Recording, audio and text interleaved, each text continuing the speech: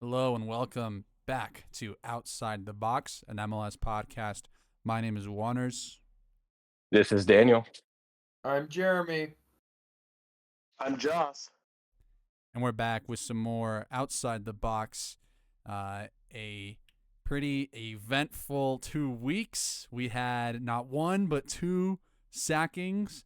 I was ready to, kind of feel bad for Montreal because their sacking was like very rudimentary. Like Montreal is everything of the toxic front office club that it is. And on the other side of that, you have the institution, the man himself, 16-year run, Peter Vermees. That is our leading story. We couldn't talk about anything else. Sacked Monday, March 31st. They imagine if they had waited until tomorrow, dude, to on April Fools to sack the man. That would have been vicious. That would have been a vicious day. I'm gonna go first to our SKC man from off to see the Wizards, of course. His outlet, Joss. Immediate reactions, man. Tell us. Can I let me read you guys the messages from the Sporting Kansas City group chat this morning. When it was announced that Peter Vermees got sacked. Yeah. If you don't mind. I don't mind. So you can get a kind of a view. You can get a kind of a view into the general feeling around the fan base around this time. So our resident SKC reporter Daniel Sperry, who he does great work covering Sporting Kansas City, comes through the chat and he just says, "Holy shit, guys!"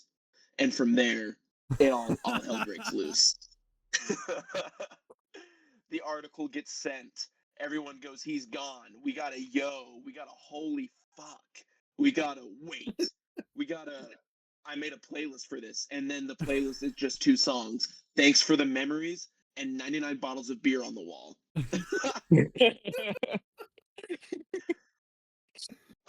Oh, God. I come in there and I if say, you know, you Jim know. Curtin, do you Damn. fuck with barbecue? Yeah, it's holy shit. It's a lot of surprise, a lot of shock, honestly, because this was unexpected. I mean, I've talked it up on this podcast before. I thought with the hiring of Mike Burns, we might actually get to see a better coaching job from Peter Vermees, and instead it somehow got worse. The results have not been there at all this season. No wins. I mean, stretching back to September 2024, no wins. But it just, I thought he would resign. I really did. I never thought the owners would pull the plug. And it's interesting because the last time that a Sporting Kansas City coach was sacked, it was also after a loss to FC Dallas. So FC Dallas are kind of like the Grim Reapers, I guess, for Sporting KC managers. It's just a complete surprise to me. I mean, I'm not saying that it's not deserved. I mean, I think because it is a results-based business that it is a results-based approach that the owners have taken here. I really thought that they were okay just letting Sporting kind of hang in mediocrity, and wait for Peter Vermees to decide when he wants to step out. But they pulled the plug before the derby, which I think is smart because if we had lost and then they pull the plug, St. Louis fans get to hold that over us forever. So I'm actually glad that they were able to do it before we lost to the derby to St. Louis. I mean, the game hasn't happened yet, but before we lost. And yeah, I'm fully shocked, and I don't know how they're going to replace someone who has become an institution so much. There are a lot of coaching names being floated around out there. Personally, if you're asking for my opinion, I think it'll probably be Josh Wolf. This is not based off of anything. It's literally just he is a legend at the club, and that's kind of the route that SKC likes to go when appointing coaches. And I know he's out of a job right now, so I think he is the one. But for right now, Kerry Zavakian takes over the assistant coach, and he's got a decent record for us. So I don't know, maybe he'll get the full-time job. We'll see. But yeah, complete shock, guys. Now, I'm gonna put Jeremy and Daniel on the spot here. I want both of you guys to offer up a manager to Josh, and Josh has got to pick between the two of your selections which he would take right now at SKC. So maybe if either of you have got one that you want to sell on while the other one thinks about it. Jeremy, you got one? I had one. It just clicked in my head instantly as soon as I saw that Vermees was fired. I'm offering up Adrian Heath. All right, Daniel, I choose yours. Daniel, what do you got? Do you have someone? I was gonna make a joke and say Christian Latanzio because he's a bum. But I'll be kind. I'll be kind and say you guys should go after Jim Curtin because he's a wonderful coach and he would fit the culture down there. That was He's a God, builder, no, just wait, like wait, Peter wait. Vermees. He's a builder, just like Peter Vermees was, and he's a guy who can create a spine, which is something I feel like Peter Vermees hasn't had in about half a decade. So I think Jim Curtin would be interesting. But like you said, Josh was probably the top candidate. I don't know. Josh does this thing where he has no sources. He just says names, and they like come true like 90% of the time. So That's true. if he's saying Wolf's in, then there's probably a 90% chance Wolf's in, and we just don't know it yet. I'd bet the futures on that. That's true. I've been blessed with the worst clairvoyance possible, where I just predict Sporting Kansas City moves. I would really have preferred like predicting lottery numbers or something, but instead I get to predict that Dejan Joveljic is coming to SKC. that was that was insane. Especially, I mean, looking back at it now, because I don't want to stray too far from the game that was played. I do think SKC was better with the ball overall. I think ultimately, like, what is SKC's best 11? Because like sometimes I'm like Shappy is not it, and then this last match he looked pretty good, pretty solid on the ball. Manu is like Manu is I'm leaning towards a mid for Manu, honestly, but I don't think he's ever been in the right setup, honestly. So maybe a new coach changes that. FC Dallas, on the other hand, like they're changing their shape. They're doing a lot of work carrying. They got a lot of people carrying the water for Luciano Acosta, and that kind of allows Acosta to be Acosta.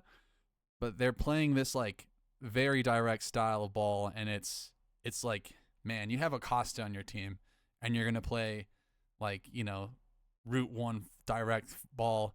It helps to have Acosta collecting the attack, but does anyone have any notes on this game? We'll go to Josh. I before we get to the game, I wanted to just in case the viewers like didn't realize how long Vermees has been here, I put together a list of things that Vermees' tenure at SKC lasted longer than. If you guys wouldn't mind letting me read that off. I love it. The I love this. Confederacy, he lasted longer than the Confederacy did.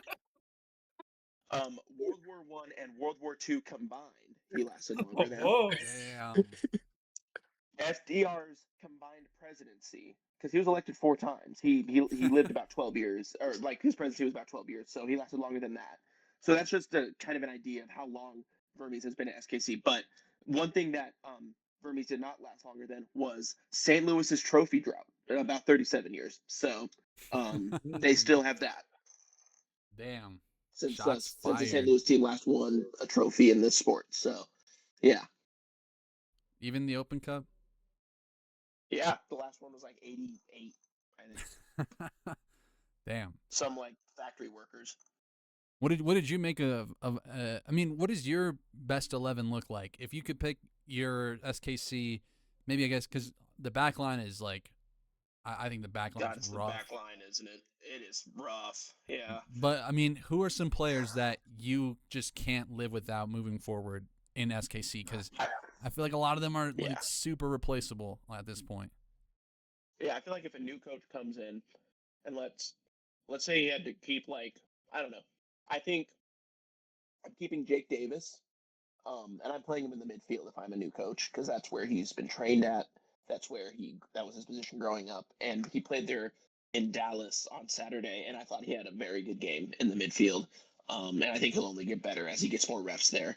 I'm keeping Manu because I think it's like the little things he does, and I think like Juan said, I don't know if he's like fit for that 8-10 hybrid position. I think he's more of a classic 10. So I would love to see him played there instead of like in this 4-3-3 8-10 hybrid that Vermees had him playing in.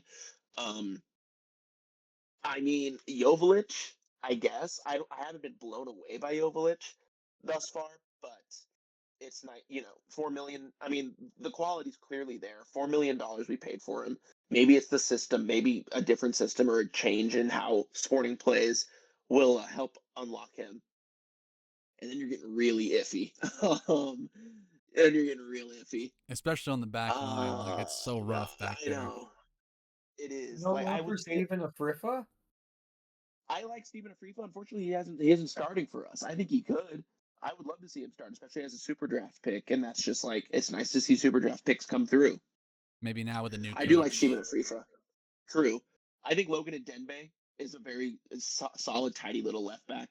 And he's still only like 23, 24. And so it'd be nice to see him just be able to get a few reps, hopefully stay injury free. And yeah, you know what? I'll do Stephen Afrifa for all us Afrifa enjoyers out there. There's literally a Twitter account called Afrifa Enjoyer, and he is, or he or she or they, whoever's running it, they are absolutely. I love their stuff because it's very funny to just be such a fan of Stephen Afrifa. So I think those are my 5. The rest of the team, it gets very iffy. So I mean, I like Jacob Bartlett, but he's only played a few games for us. Came through the academy, obviously, so that's nice. But yeah, there's really not too much to expand on there. A lot of room for development for this new coach, and hopefully the money's there too. Moving to FC Dallas, is anybody?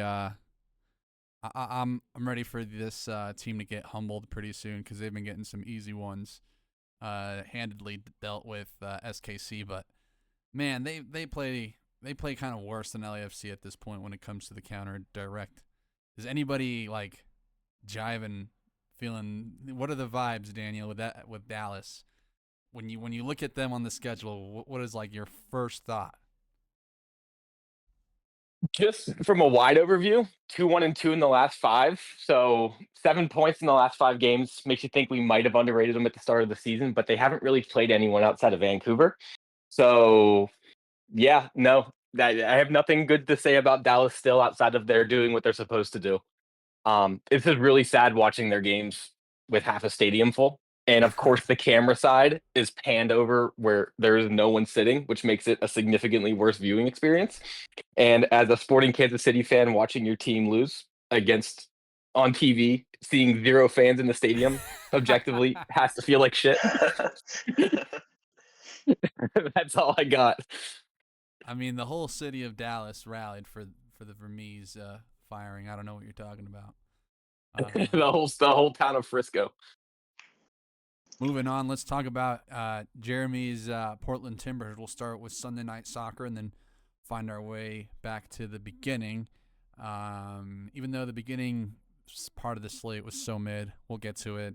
Well, maybe let's get the mid part out of the way first. I'd say we'll go to New England Revolution, or no, we'll go to Toronto FC and Vancouver Whitecaps. A 0-0. I really wanted to come in last week and ask everybody what they felt Toronto was missing, because clearly this team is like something is off. But Daniel, 0-0. Joss evaded the elusive 0-0 match. We get one every week now, it seems. But tell us, what'd you make of this one, the 0-0? Yeah, I think this was a game where we all had Vancouver Whitecaps kind of slated in to win. I think we can all say at this point pretty objectively that Toronto is probably a bottom 3 team in the MLS. Vancouver, a top 10 team at this point. So the 0-0 draw was incredibly surprising to me. We touched on this a little bit earlier, but they feel like a completely different team now, at least within holding possession, at least a little bit better now that Lorenzo Insigne is back on the pitch, whether he's playing wide or more centrally. But overall, just a boring, scrappy game. But I guess that's kind of the thing about rivalry games, is they're always a little bit more unpredictable in their outcomes than just a general East versus West game or an interconference game where these guys don't play a whole lot. So yeah, not a whole lot to say about this one other than it was sloppy, but that was kind of to be expected with a rivalry game. And I really thought Vancouver was going to come out on top. They would have helped my betting slate if they did, but they're down Ryan Gold, so can't really blame them. It's just a gritty match in front of a half full Toronto stadium. Going over to Jeremy, what do you feel is when it comes to this Vancouver side, I've been very bullish on them. Just generally through what I think it's Jesper Sorensen. Is that who their coach is? It's Yeah. either I'm thinking about the New York coach for some reason. His name eludes me. But when it comes to Jesper Sorensen's Vancouver side, like, are you seeing anything here? Anything that stands out to you when it comes to how Vancouver are playing, or if there's any player in particular that's making a name for themselves? I quite like Sabi. I want to see more of Emmanuel Sabi. I think he's a good, winger, an active winger. Think he should start next game. That'd be nice to see. But what are you feeling about Vancouver so far? I think their most underrated player this year throughout the start has been Sebastian Berhalter, who last season I kept noting because the Timbers and the Whitecaps, they played 4 times throughout the season, 3 regular season, and then whatever happened in the wild card game, which I'm not going to talk about. But every single time, Berhalter's service from set pieces and just his ability to get out wide and to keep delivering dangerous balls into the box, create chaos situations if those balls don't go right to heads or right to feet. He's been fantastic this season. And it's kind of easy to discount someone who is obviously a coach's son, but he's got some real technical quality. And the way that he's holding down the midfield with Kubas, and performing his duties not just in possession but out of possession, it makes it really tough to kind of progress the ball through the middle against this team. So I remember a couple weeks ago when we were debating whether or not this Vancouver start was for real or not. I believe it was right. I believe it was right after the Dallas game, and we said they have to play Chicago, they have to play Toronto. Like they don't really have that difficult of a schedule coming up, aside from the CONCACAF games that they're gonna play this week and next week. I still see quite a few wins on this team sheet, on the schedule for them.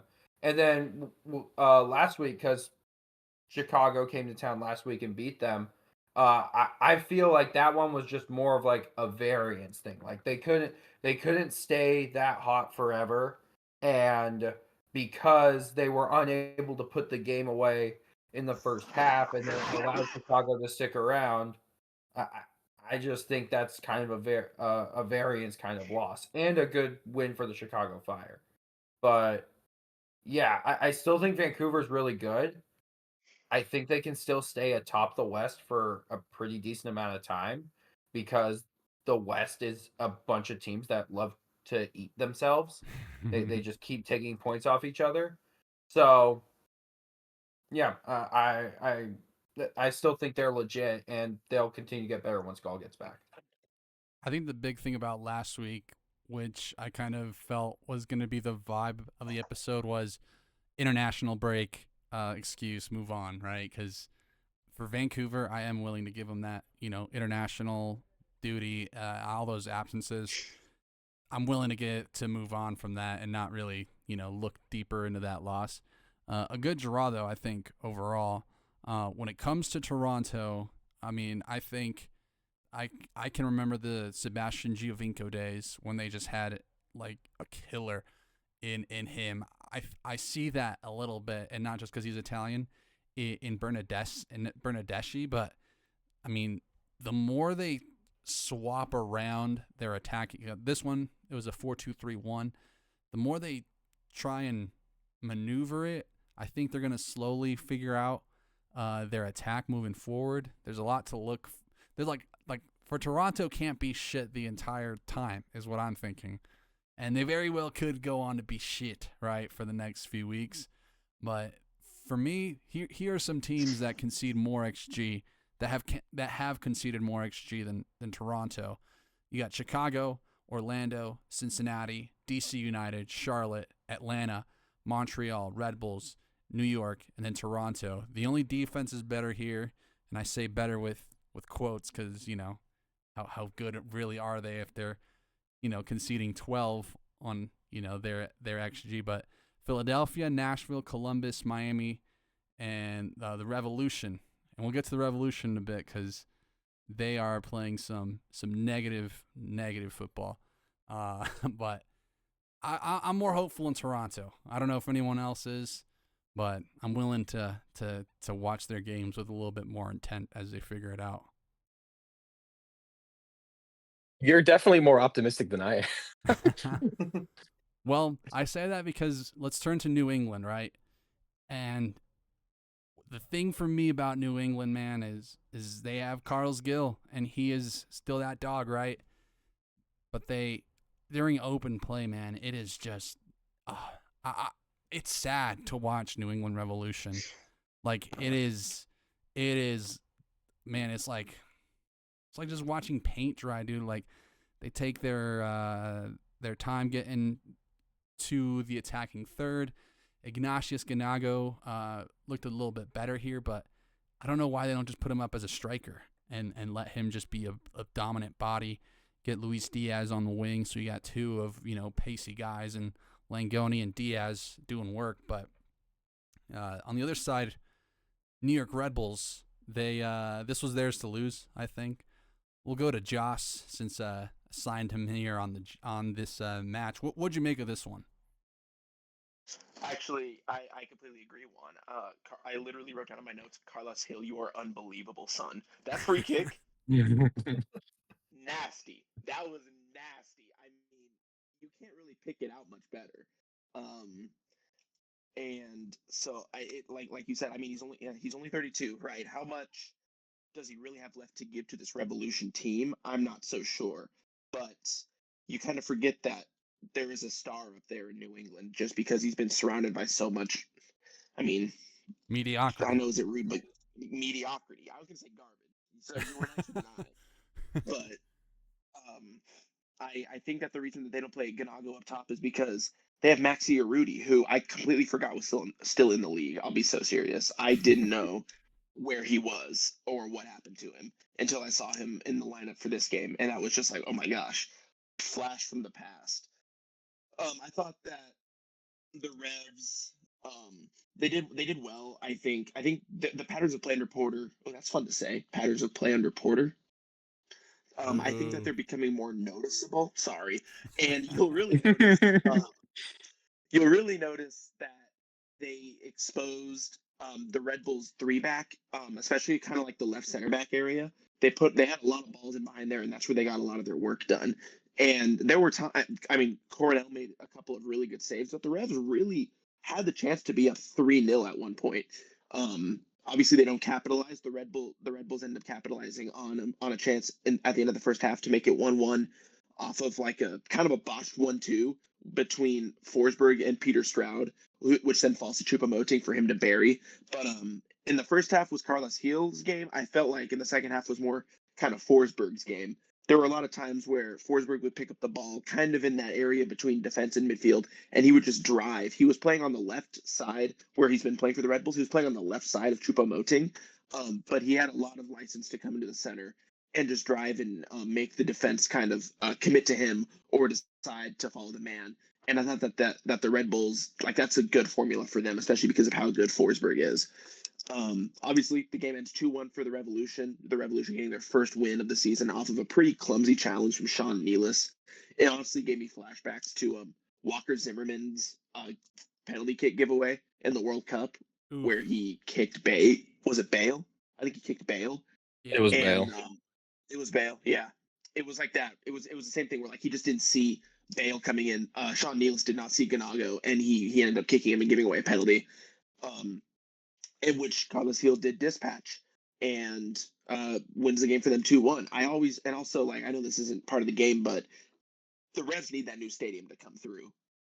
They need to get hurry up because I keep forgetting how dull and drab the Patriot Stadium is for watching soccer. It's such a relic of a bygone era. And I think the Revolution do deserve better than that because there were still fans out there. There were still fans coming out in the bad weather to watch a bad team, and I think that they deserve to be rewarded with a soccer-specific stadium. But yeah, that's my those are my thoughts on the Red Bulls New England game. Anyone else have anything? The one thing I No, will nothing for me to add. Yeah, I mean, it's crazy that Carlos Gil's still good enough that he can win them a game if he has to. It's a really, really, really Yeah. bad loss. It's a really, really, really bad loss for the New York Red Bulls. Juan had it right; it was kind of theirs to lose, and they did. So, but I feel like the Red Bulls every year have some head scratching losses. So I guess it's just one of those comes with the territory kind of things. Yeah, true. I do have two things from this game. First of all, the Red Bulls historically have a terrible record up at Gillette. So that's just kind of a place where they just don't win a lot. And then second of all, can I start some penalty kick discourse here? What do we all think of the stutter step? man, Hate it. Oh, great Hate it. discourse. I hate it.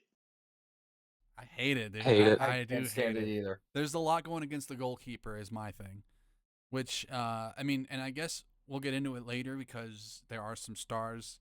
Well, I don't even know if you can call him a star anymore. There are some people that missed PKs across the season so far and in this match day, but because I guess we can go macro on this. Denke's one was one that I saw over the weekend where I was like, that kind of is it for me on the stutter step because there's just so much going against the goalie at that point. But what are you saying, Jeremy? What's your discourse here? What's your take? I think that if it's obvious that a player has stopped during his run up, like Heel does in this game and Danke does in that Cincinnati game, I don't know why officials don't immediately blow for a retake. It's not so much like banning it, it's just that you can't stop or go backwards in the middle of your run up, which is why my favorite penalty routine of all time is still Paul Pogba, who knows, who just walks right up and kicks it. He takes a while to walk up, but he still does it. He doesn't stop. He's constantly going forward, even if it's very slow. So I'm just confused that why something that's obviously giving a serious advantage to the penalty taker and a disadvantage to the goalkeeper, how do those not get stopped? How do those not get blown for retakes? It's 2025. We got to figure this out. What if this is not the ideal one, but there's got to be a way to help the goalie out. So what if that rule where their feet have to be planted, I think it's 1 foot has to be planted now, right? On that back. Why can't we just see, I mean, MLS had it perfect with the run up PKs, right? That's a bygone era for sure. But I'm willing to see more like goalkeeper shenanigans because that it's either that you got to lean into the psychology aspect of the of playing the goalkeeper as well, of like being a shithouser and like disrupting the flow of a penalty kick because otherwise you just gotta hope that you don't get stutter step like that. Yeah. If a player can stutter step, a goalkeeper should be allowed off their lines. That's my take on Especially it. during the stutter step. If they stutter, the goalkeeper can just immediately come off. Agreed, 100%. Yeah. Let's have some good, honest penalty kicks. We figured it out. We will accept payment through Box State Footy channels. I'll make sure everyone gets a fair cut there. Referees Pro, you're welcome. Maybe we'll get at least one ref to listen outside the box, and then they can start the influence there. Anything else on this match before we move on to some good matches in Portland and Houston? I got nothing. Let's go to Portland and Houston then. Portland, showing out, and there was a little bit for me last week when they played against the Rapids in a match that didn't happen really. Like I don't remember talking about it on the podcast last week, so like obviously that didn't happen, right? But there was an element to that game where I thought the Rapids just kind of shot themselves in the foot a lot, and I thought, hey, like Portland took advantage of that. I still don't know if that's concrete their style of play, other than capitalizing on Rapid's mistakes and the international excuse, whatever, right? In this one, I thought they finally showed out. It is against Houston, who I tweeted out, I think they've completely blown their window. They were like a top 4 MLS team not too long ago, and they're now all just completely out of sync. Like there's just so much shakeups in the back line. We'll get to it, but Jeremy wanted us to open with the Portland takes before he gives his ultimate Elder Wiseman very genuinely correct one. So, Daniel, Joss, what are we making of the Portland Timbers? Sunday Night Soccer. Josh, you got anything? You're giving me the 4? Yeah, I think it was a good win over the Houston Dynamo. Portland looked incredibly clean, but Anthony and Felipe Mora were kind of the two standouts for me. They kind of put their foot on the neck early and made them score the rest of the way. Now, granted, we talked prior, and I think we all agreed that Houston kind of, once they go down, they kind of stay down. They don't really have anyone who can break open a game for them or bring them back. But I think the way Portland controlled the flow of the game and the way that the players that you wouldn't even expect to stand out stood out kind of shows that they're coming into their own a little bit. And I think guys like Jeremy should be proud of that. Joss, you got anything? And have a lot to look forward to with it. Sorry. You're good. Anything on that, Joss? I echo what he said. I also think it's noticeable. Houston have like no pace in their team right now. I guess on Sunday they did. I know Quinones was out and everything, which that's a bit of a difference. But this Houston team is not at all fast, and you see it in the attack and you see it in the defense. I mean, Anthony, he torched these guys for like 90 minutes. It was just it was like watching a 100-meter sprint. But it was like he was Usain Bolt, and the Houston defense was like elementary school kids. There were just, this Houston team is not exciting. It's not fast paced.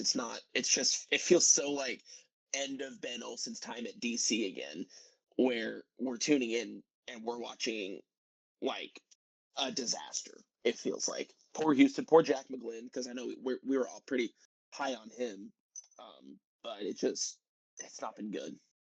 I do want to say, well, you got anything, Daniel? I was just going to say, I never thought in the year of our Lord 2025 that we would see Anthony in the Golden Boot race, but here he is sitting in 4th. Well, before we get to Portland, I do want to touch on Houston because I do have some flowers for Portland as well on a different side of the pitch there for them. But Houston, for me, they lost a lot of their spark once their assistant coach, Brendan Burke, had moved on to Hartford Athletic. They went and got an assistant coach from the head coach for the Phoenix Rising as their assistant coach. The name evades me now, but I do remember when Brendan Burke was there, he was kind of him and Olsen together were kind of the brains in that operation. Olsen, known for his very good play against the ball. One thing about that pace comment that really ticks me off is that Houston do have pace. They have an Ibrahim Aliou, and he is not playing. Like, he's not on the wing. He's not as a striker. Like, I know the guy is not a playmaking player, but he definitely provides verticality and width and an outlet out wide. And I can't help but feel that, he would have been useful against Portland. And for me, Portland, the one thing I finally really like to see is a very good, if not very competent back line. Finn Sermon cooked the Rapids last week. Last week you also had Jimmer Forey, who I think finally showed out. And I mean, it's kind of easy to show out against Kevin Cabral, but he put Cabral in on fucking clamps that night. So Jimmer Forey, I need to give more respect on him because I really like Bravo, and they've got some decent options there between Bravo and Forey, but Forey's just that bit more physical. Juan Mascara back in the lineup, love to see it. He is one of my favorite fullbacks in the league. And I think I wanted to highlight those the defense there, because I really do think, the goal they conceded was a free kick, but beyond that, there was Houston couldn't do shit against this defense, which saying that now is crazy considering how they started. And Jeremy opened with they couldn't even string 3 passes together. Now it's flowing. So Jeremy, the floor is yours. Let us know, what do you think about Portland so far, man?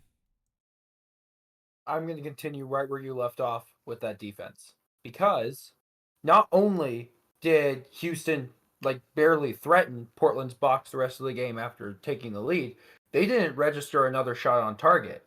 Their goal was the only shot on target they had during this game.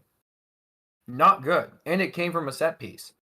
Also, it's worth noting that back line you mentioned, Forey, Kamal Miller, Finn Sermon, Juan Mosquera, that was the youngest back line in the league this week. And interesting. This is the first time they've all started together. Because Mosquera has been out for most of the start of the year with an injury, but he's now back. He recovered. He was deemed fit enough to start for this game, and he almost played the entire game. So very good for him. Always great to have him back. Also, a quick Juan Mosquera note. He spoke English in an interview for the first time over this past week, and that was really cool. I feel like there isn't enough given to players who come from foreign countries and not only just learning how to live in America, but adapting and learning English. And I always think that's so cool whenever a player gives an interview or answers a question in their non-native tongue. I think it just shows a level of professionalism and commitment on Brings top a tear of to your eye. Legit. It really does. I literally told Juan after he talked to me, he answered a question in English. I was like, I'm so proud of you. That was great. And he smiled. It's just he knows how important it is for him to keep learning this language. And it's just really cool to see. But I also want to talk about Houston for a little bit. I feel like everything Daniel and Joss said about Anthony in particular, who I call the Roadrunner, because he just goes, he doesn't think, he just runs, and that's good for him. He's now in the Golden Boot race because normal things happen. It's Anthony. He just does that. I also asked him how it felt to be the team's top scorer, and he was like, I didn't even realize I was the team's top scorer, because he doesn't think, he just runs. But back to Houston. I thought the most interesting choice for this game that Ben Olsen did was choosing to slot Franco Escobar as a center back and playing Daniel Steres as the left back. Now, it didn't work by any means, but seeing Escobar as the center back, I thought that worked relatively well for the first part. It's just a shame that Steres is Steres, and he's just big, and he has Santiago Moreno and Mosquera running at him the entire game, and he's like, uh-oh. But day at the Escobar, office. yeah, Escobar, he didn't even last the full game. He got yanked at halftime, and he was on a yellow card. So it was that, and he also gave away the first goal in a way. But Escobar playing as that right side center back because of how high Dorsey pushes up, which, another quick aside, Dorsey, I do not like him. He bugs me beyond belief with his dumb little man bun and his bombing up and down the wing and his dumb little crosses. And he got sunned by Ian Smith yesterday. That's MLS rookie super draft pick Ian Smith, who had Dorsey in such a mental headlock. From which university, From the second Jeremy? he entered the pitch. What? From which university is Mr. From the University of Denver in the Box State. Let's go. That is right. I only call that. I only want to call back on that because the first article I ever did on Box State, when I started, heavily doing stories here for Colorado soccer, I went to a DU game, and that's where I first laid eyes on Ian Smith. And to just see where Smith was at, just down the street. I live right across the street from DU essentially, to now, playing some good rotational minutes on Portland Timbers. Like, I am as amazed to see someone like, get the recognition they deserve. But yeah, Ian Smith, and I said before the season, watch out for this kid. So that's the Box State influence. Griffin Dorsey, also from Colorado, so be careful of the slander here, because he is a Box State baller. But proceed on the rest of your points there. Sorry. Yeah. I think that what David DaCosta was able to do, even though he didn't register a goal or an assist, just in the freedom that he gives the players around him, whereas with Evander, it was just Evander getting that freedom and then all the players reacting to what he was going to do and him setting the tone. It makes for a more cohesive team. It makes for a just a more fun team to watch, just bombing forward, because they aren't afraid to just go forward, because Evander doesn't have to be at the center of everything. And I also want to shout out Felipe Mora, who I thought was the man of the match by such a giant margin. Not just on the ball, even though he had a goal and 2 assists.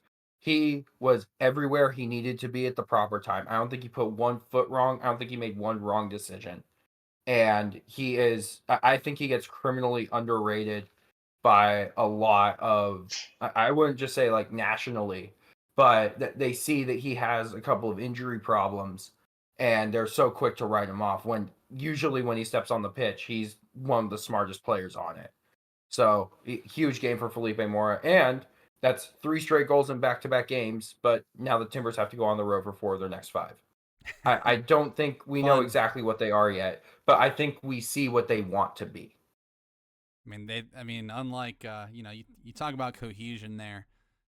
One team that's not as cohesive, and we'll stick with you, Jeremy, here, is the Seattle Sounders, who were scratching.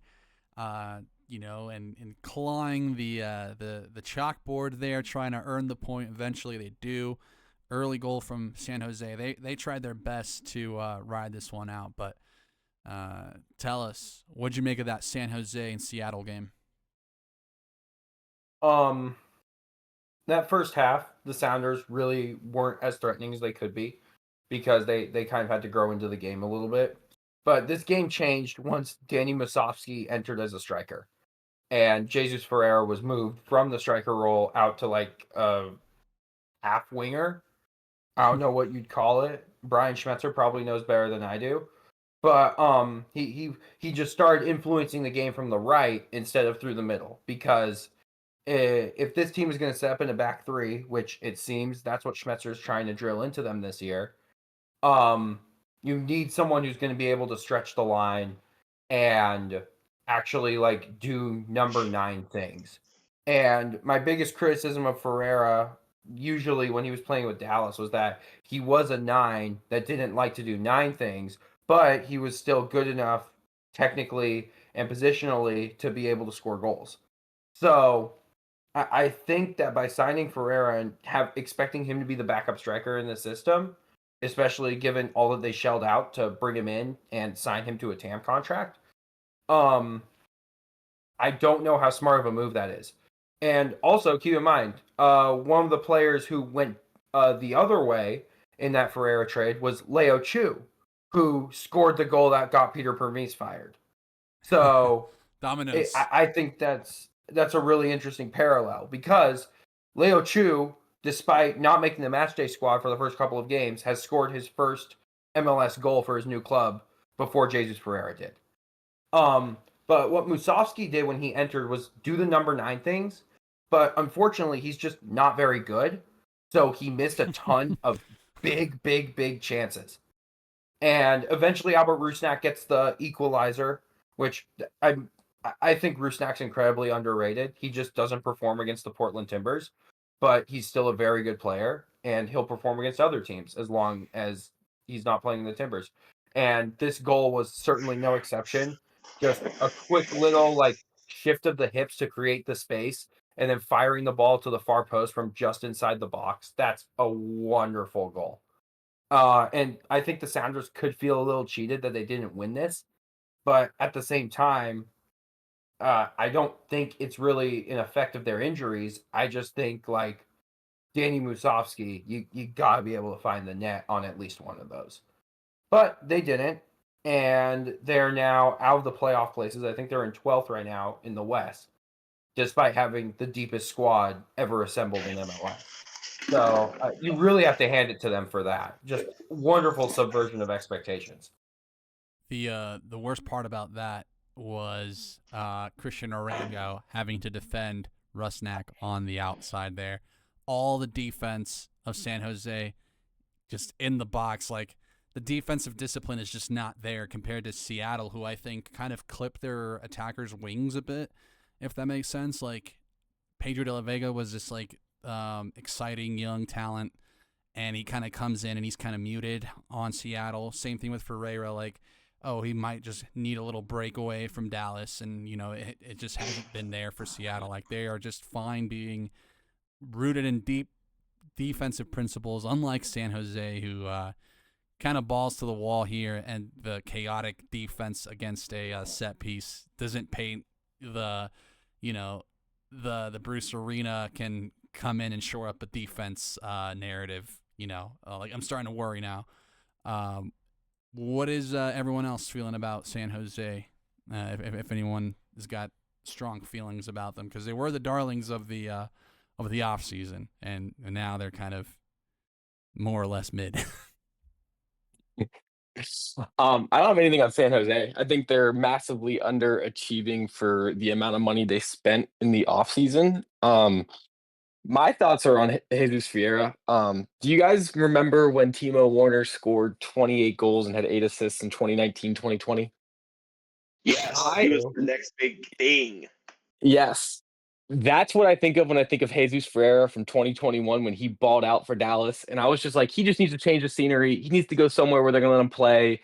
Seattle's taking him on because they want him to do well. Maybe they'll sell him off to Europe like he's wanted to go to. And he's just been so bad. And Juan's White, that they clip the wings of every attacker they get. And I don't know what Smetzer needs to do to fix it, but it's very discouraging considering how much money they spent in the offseason acquiring their deep roster. Anything else on that? Because we'll move on. If not, St. Louis City, we'll go back to Sunday. I just figured, we got a team in Seattle that looked good, but still the cohesion's not there. I felt it was a good segue. But back to Sunday, because before that Portland Timbers match was St. Louis City, Austin FC. I think Jeremy alluded a lot to it. This is going to be a rough one. And by and large, I think it was, but I think these teams, especially Austin, I think Austin showed well as to just their identity. We got Bukhari playing on the right, looks a lot better, but there's still a lot to his game where I'm like, I don't know how reliable he is over the course of an entire season. I'll open it up to y'all because same thing with St. Louis is, just that lack of attack right now. But and does anybody feel strongly about these teams or anything interesting about what they saw from this game? Because we also had the weather delay that kind of ruined, that sucked the air out of the game. But what do y'all think? I'm waiting for Brandon Vasquez to arrive. I feel like before the season, when Austin kind of announced that they went and got him from Monterey, that put everybody on notice that, hey, Austin they're taking this seriously. They're taking this rebuild seriously.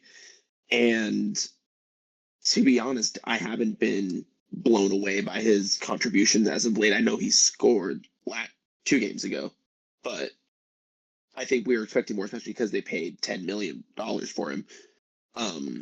So I'm still waiting for Brandon Vasquez to arrive.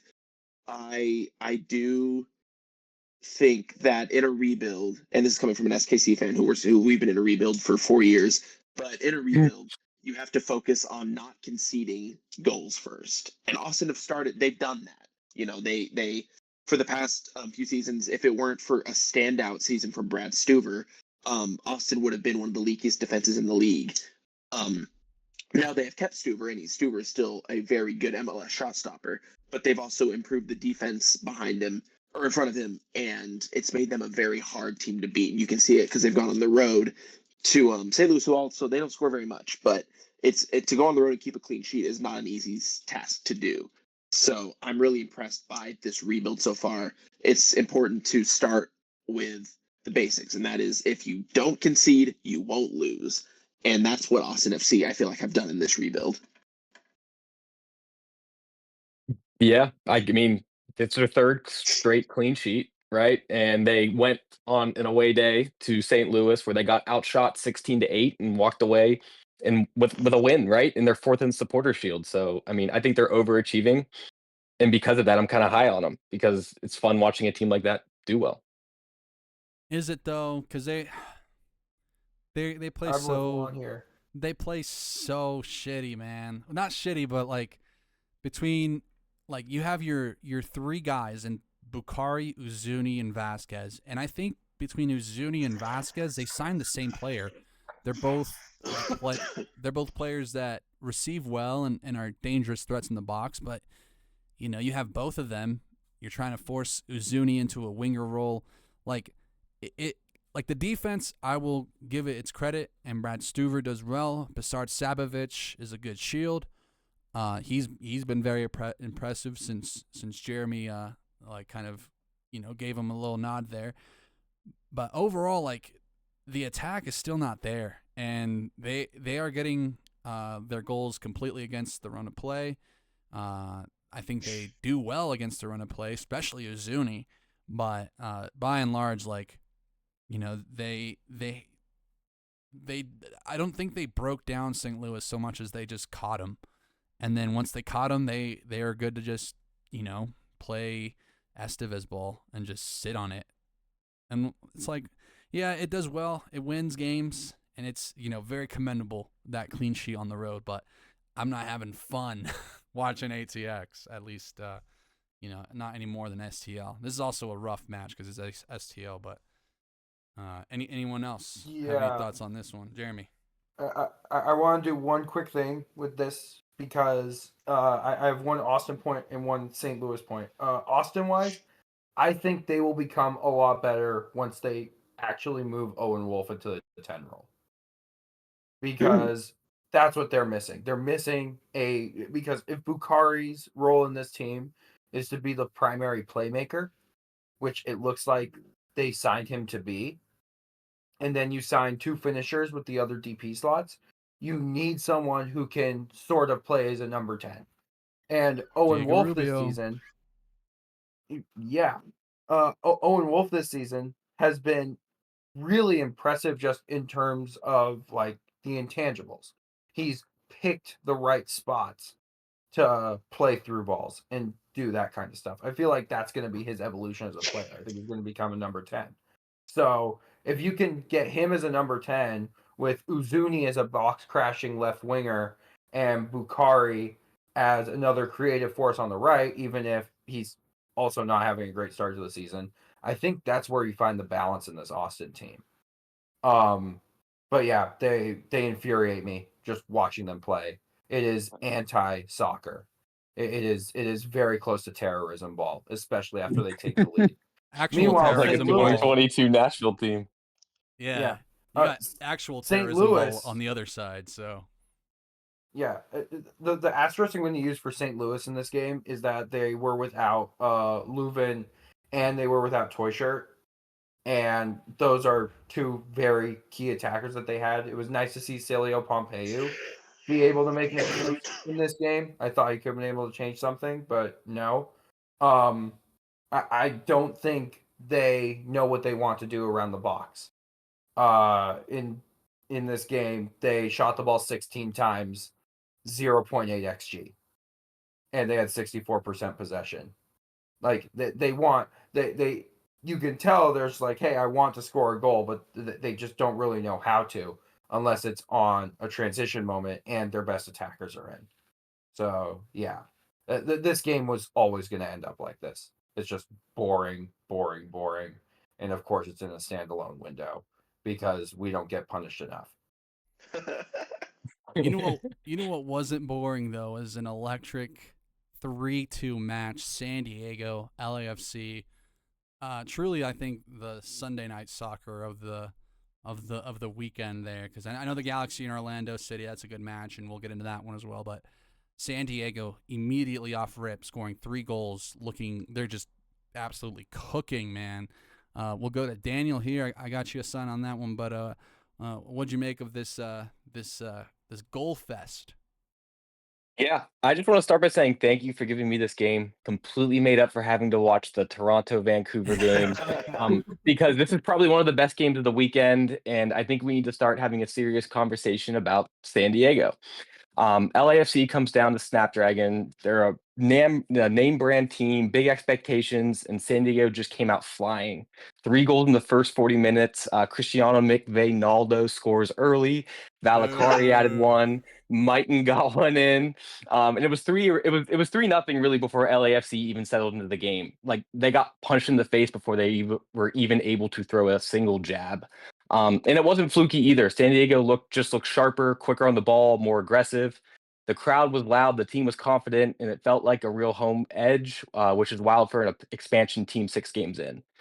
To LAFC's credit, they responded. Smolikov hit an absolute banger.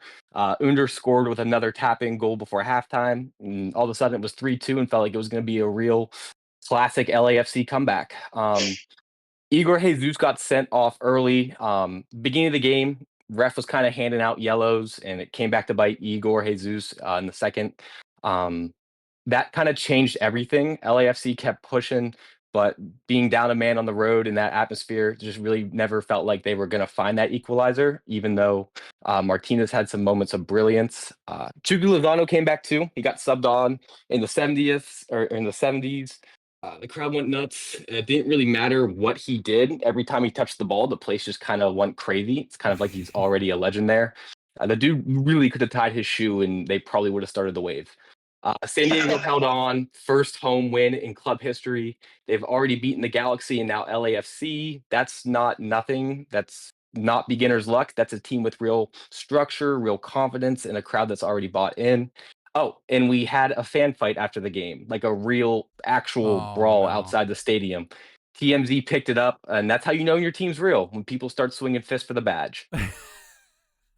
Hey, I'm always of the opinion, go for it if there's 2 consenting adults, but do that shit away from the stadium, far from the stadium. But I want to highlight Oni Valakari, man.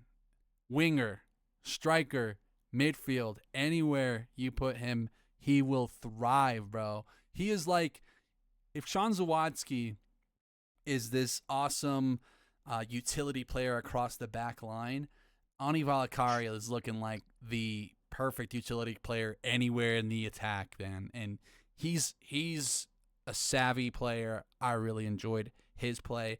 You have Mighton, fast, active. Andres Dreyer, fast, active. Those 2 guys put in work, man. And overall, I think this team, it's only going to get better, I think.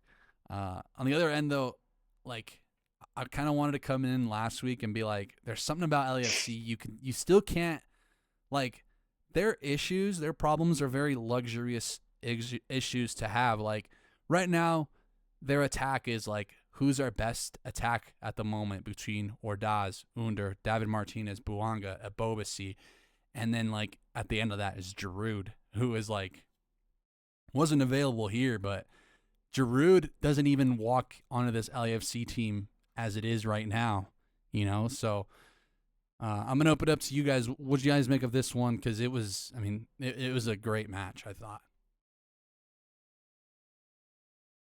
Jeremy? Yeah, I'll hop in really quickly here. Is it too early to put Mikey Veras in the same tier as a Wilfred Nancy Oh, shit. in terms of a talent elevator? Now, I know he hasn't won anything yet, but when Nancy took over that Columbus Crew team, they were a couple years removed from winning a cup. They had an elite striker in Cucho. They had an elite 10 in Lucas Zelarayan. And Nancy's ability to raise the to raise the level of the depth players, and particularly the Crew 2 players, turned them into a championship team. Now, I'm not saying that St. Louis or San Diego is as much of a lost cause as the we thought they were at the beginning of the season. I think we just massively underrated their players because I don't really think any of us were super high on them. If someone was, congratulations. But I think just the way he keeps changing the lineup around, like Alex Mighton started on the left today. He was able to get the goal. Valakari starting as a false 9. Like, who would think of that? Varys did. But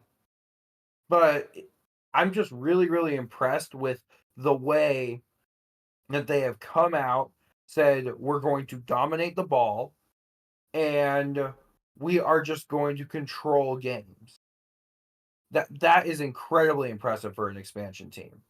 And for this LAFC, on the other hand, I mean, I just have not been that convinced by them because I just think that Cherundolo, particularly since losing that MLS Cup to Columbus, I just think that they've retreated into a shell. They try to play like a team that doesn't have a big budget. They're trying to play a little more like Austin, but the difference is that they just have a better group of attackers to attack through with Buwanga, who played striker in this game. I don't know why. So I think Cherundolo really needs to reassess how he sees this squad, get them back to playing more controlled possession soccer, and I think they'll be fine. But I just haven't been convinced by them this year. And for some reason, I just keep getting told, like, no, they'll be fine. They'll be fine. They'll be fine. Like, maybe they just won't be this year. Well, have we considered that? Here's my retort to that, because of all the teams that I can kind of give a little bit of a branch to of they'll be okay, I'm more willing to give that to LAFC than the Sounders. Like, I look at the Sounders and I still don't see like where they signed Ryan Kent. We didn't even talk about that, but like it's the same thing. It's like you get another attacker, but where is that? Where's the flow coming? Where's the dynamism? LAFC still play like they can, scorch you at whenever. Smolyakov pulling up and shooting, like that's raw talent there. That will. It didn't do enough for them here. They also got the red card, but they do have CCC. They have to navigate that. If playing negative to start the year, it's a long season, right? So I think, you come back during Leagues Cup after a lot of, before Leagues Cup is where we'll really see where this team's at. They'll probably be the most tired they've ever been. And then after Leagues Cup, they can come back and revamp and push because they just have that talent, right? Whereas Seattle, like, they're losing stars and they're still figuring it out. So, of the teams right now to hit the panic button, I'd hit it on Sounders more than LAFC right now. But that's just my like defense of their depth, because they, you said it, they're playing a negative, we don't have money style, but they are spending a lot, so they still got the guns to threaten. One team that doesn't right now is the Galaxy, even with Joseph Paint still coming back. It was not enough. Their goalkeeper situation continues to be a question mark between John McCarthy, who had a howler against Orlando, a free kick. Who hit the free kick? Was it Murillo? Yeah, I didn't even know he had that in his bag. But let's go to Joss. Tell me, man, what'd you make of this one? I don't know if I can count that it's kind of funny that I got this game and the New England game because Carlos Hill's free kick, peach. Muriel's free kick, like a rotten peach. Um, I mean, yeah, like you said, John McCarthy, he should have saved that. And I hate doing this because goalkeeper is like it's the loneliest position on the field. And if you mess up, everyone blames you. And I feel bad. But that's 2 weeks in a row where McCarthy has made an error that's led to a goal.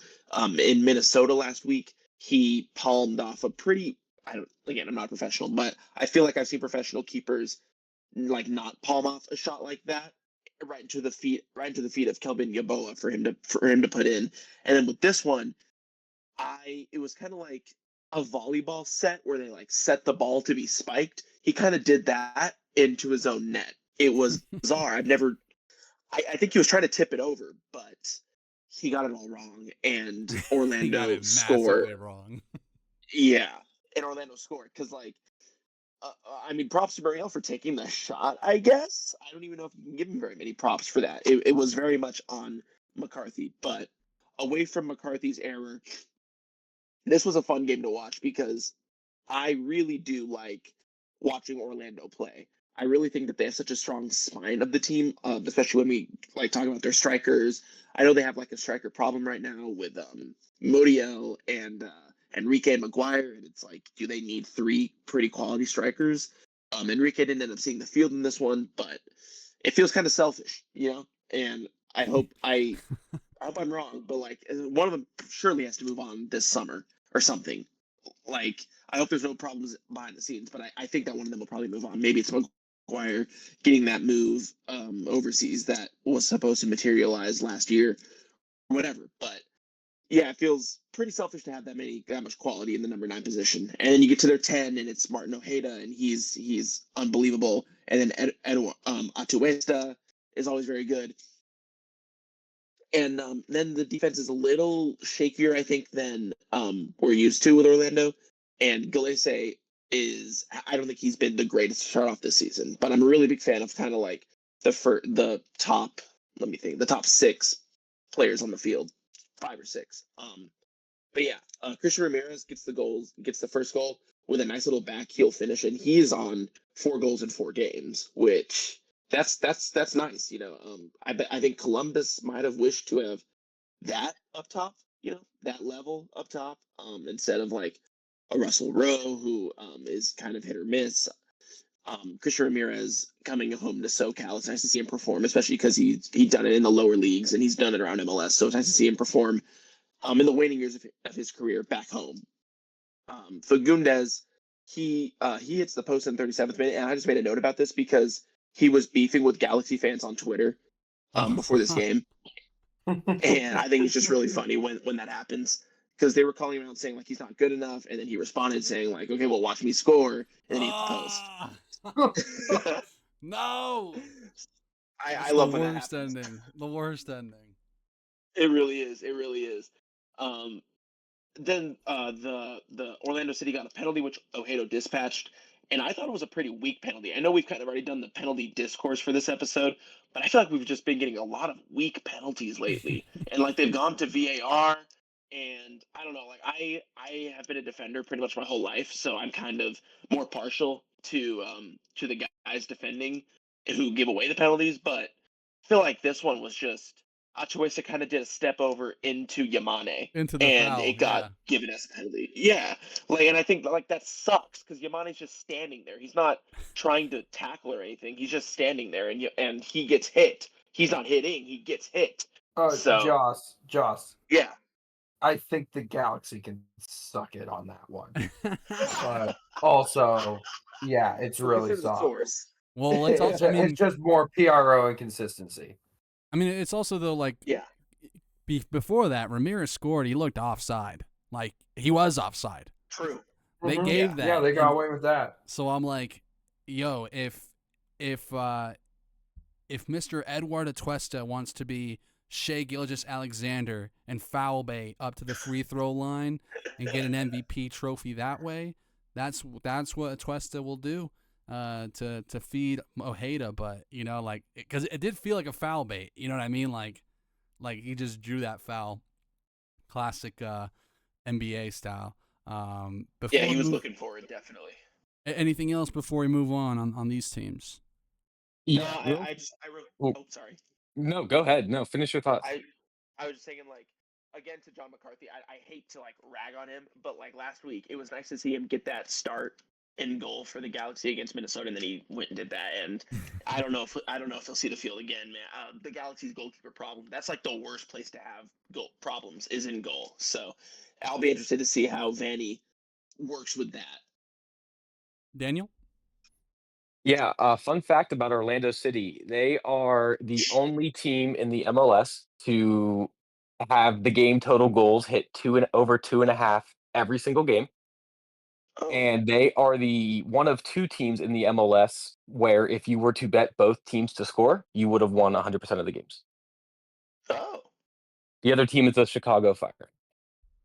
What is that about good teams covering? Great teams Yeah. concede a lot of goals for the bet. That's what I'm talking about.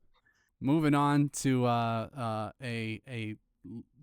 place of many selling and choking and blowing your bet. Not that I'm betting Henny Mukhtar these days, because he hasn't looked good so far in Nashville. They hosted Cincinnati after some back and forth. We get a penalty in the box for Nashville. Mukhtar misses it. That's what's he at now? 3 PKs, 2 missed. Was that the stat I saw in regards to that? I don't know if that's the correct one, but nonetheless, he's been cold, man, and he hasn't scored from open play yet. Cincinnati, on the other hand, I feel like they just got bailed out by Evander. Evander, because you said that earlier about him on Timbers, how they kind of react to what he does. He's definitely brought that to Cincinnati. And then Denke scores his penalty. Plain as simple as that. He gets his goal. Cincinnati escape with all 3. What'd you make of this one, Jeremy? Like to talk about Nashville here because they have impressed me a lot. Now, they beat Portland 2-0 earlier this year, but the stuff that they're doing on and off the ball, I think they're finally embracing playing with the ball, which is something they never did under Gary Smith. So it feels good to just be like, hey, Nashville's actually kind of a decent watch now. But yeah, on to Cincinnati. Roman Celentano did just as much bailing out as Evander did, even though True.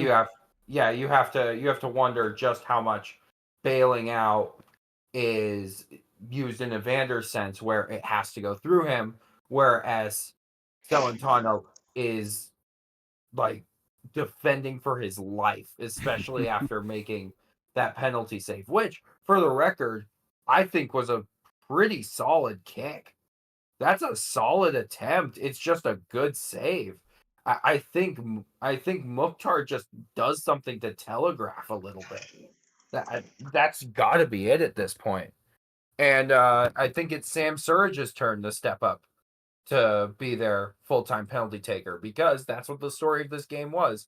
One team scored their penalty, the other team had theirs saved. But this is like an unofficial rivalry because it dates back to the USL days when both of these teams were USL teams. And Cincinnati doesn't really recognize it, but Nashville's just like, oh yeah, this is a rivalry. We don't like you. So it's probably just a little annoying for Nashville fans the way this one panned out. One player who I do want to highlight for Cincinnati in particular is Lucas Engel, who I think has locked down that left wing back slot. I think he's been very, very good for this team. I think they've been since Barrial left and they tried using Orejano as that left wing back last year. I think it kind of screwed them up. They needed someone who was actually a lot more comfortable there, especially because Orejano wants to be more involved in the attack. He wants to be a forward essentially. So, yeah, but Cincinnati now they have to accommodate Evander. But there were a couple of bad body language moments here between Evander and Kevin Denke. And I think it's I think it's interesting that Denke was the one who ended up taking this penalty. So, yeah. You could have. I mean, good for them. It's a yeah. Winning a game on the road is good. That's all I gotta say. On the broadcast, they were saying that Evander gave that up. They were like, kudos to Evander for giving it up to the striker, getting him on form. And I'm like, is that really what happened? Like, are you seeing? Did you see differently? I didn't see any like exact interaction for the penalty, but I did see Denke being the one stepping up here, and I was just like, I know Evander's not happy about this. Like I just know that. But Your it's Vander okay. They senses are scored. tingling. Yeah, I'm just like, oh yeah, he's surely going to be loving this. But yeah, I think Cincinnati, they need Miazga back. They need a couple more center backs. Like they completely gutted their center back depth this offseason, and it's really shown in the first part of this year. And they're actually below the Timbers in the Shield race right now. So Evander, you wanted to win trophies. Look where that has brought you. Let's head over to Minnesota, Real Salt Lake. A lot of rain in this one, I believe, Daniel. What'd you make of this one? Are we ready to call RSL frauds? Because, man, I think they play like dog shit. I've been saying they've been playing like dog shit, but what'd you make of this one? Man, you're about as blunt as it gets, aren't you? For RSL, for sure, but... Yeah, it was a rainy evening at Alliance Field, but Minnesota didn't let the weather dampen their performance. They secured a 2-0 victory, expanding their unbeaten streak to 5 games now. The standout player was Oluwaseyi. He scored both their goals. The first came in the 30th minute, thanks to a well-placed cross from Jefferson Diaz that Oluwaseyi headed into the net. His second goal in the 55th minute, set up by a through ball from Perea, which he finished with a deft chip over the goalkeeper. Minnesota is becoming a really dangerous team with Oluwaseyi rounding into form in the tear that Yeboah has already been on all year. On the other side, Real Salt Lake dominated possession with 65%, but they struggled to convert that into any meaningful opportunities. They registered only 3 shots on target. Dane St. Clair was up to the task. Was up to the task, making the necessary saves to keep his clean sheet. In the end, Minnesota's efficiency in front of goal and the solid defense made the difference, while Real Salt Lake need to find a way to be more effective with their future possession in matches because they just look sad, honestly. You're right. I mean, it's not that they were frauds, 'cause I don't think any of us really had them super highly rated preseason to begin with. I think I was actually the highest. I had them in as a playoff team, but I don't think any of you guys did. But actually, go back and look at this. We had Real Salt Lake at 13th, 11th, 13th, and 4, and I had them at 4. So yeah, based off my standings, they were fraud watch, but I think you guys had them dead on. They're probably going to finish bottom 5 in the West. I could see it. I mean, I think they have one of the worst. They have the second worst defense behind the Earthquakes. And when you're, Pablo Ball emphasizing grit and determination against the ball, playing those, hard-nosed principles, you're not seeing it. Javane Brown's not starting. They keep wanting to play Philip Quinton. It kind of reminds me, I don't know if you guys were around, it's the Jared Watts of RSL. It's like, Pablo will reward you and if you do really well in training, but like it's like a real like lunch pail energy. Like this guy he's very much the spirit of the team, and it's like very commendable from a player coach or like a player's coach perspective of like motivating your side. But as we've seen with SKC, right? Like there's only so long before that voice loses its, its gravitas and its importance. But Minnesota, I think exactly what we thought they were going to be, right? Like, is anyone surprised Minnesota are playing some of they're very counterattack style, but it just works. Like I mean, you have now Pereira and Lod as your 2 8s behind Oluwaseyi and Yeboah. Like, it just works. It is like, it's very fun to watch. They got to figure out the defense. They got plenty of guys in defense. One staple, one guy still keeping true to the spot. Our boy Morris Duggan, had to get him in the podcast because I've been liking how he's been playing. Honestly, like him and Boxall should be the 2 starters from now on, and then between Diaz, Romero, and Carlos Harvey, you got good options there. But anybody surprised with Minnesota? Anybody want to speak on these before we move on? Daniel, you got the preseason predictions in front of you, right? Yes, sir, I do. Where did I put Minnesota United in the West? We had Minnesota United. Juan had 2. Joss had 5. You had 1. I had 3. So I picked them first in the West. Yes. And I Just think second. they're probably the best team in the West. They are Really? absolutely the best team in the West. Damn. I think they're the second best team in the MLS right now, at the very least, behind Inter Miami. I think that's how good they are. I think whenever they play Vancouver, that game's going to be absolutely fascinating. Which, actually, when do they play Vancouver? When do they play San Diego? Oh. That's going to be a fucking match. Oh, yeah. When they play San Diego, it's going to be fun. But they play Vancouver in 4 weeks. Oh. Yeah, they play them on the 26th of April. That's a home game. That's going to be really fun. And then That they reeks play of a 2-0 win.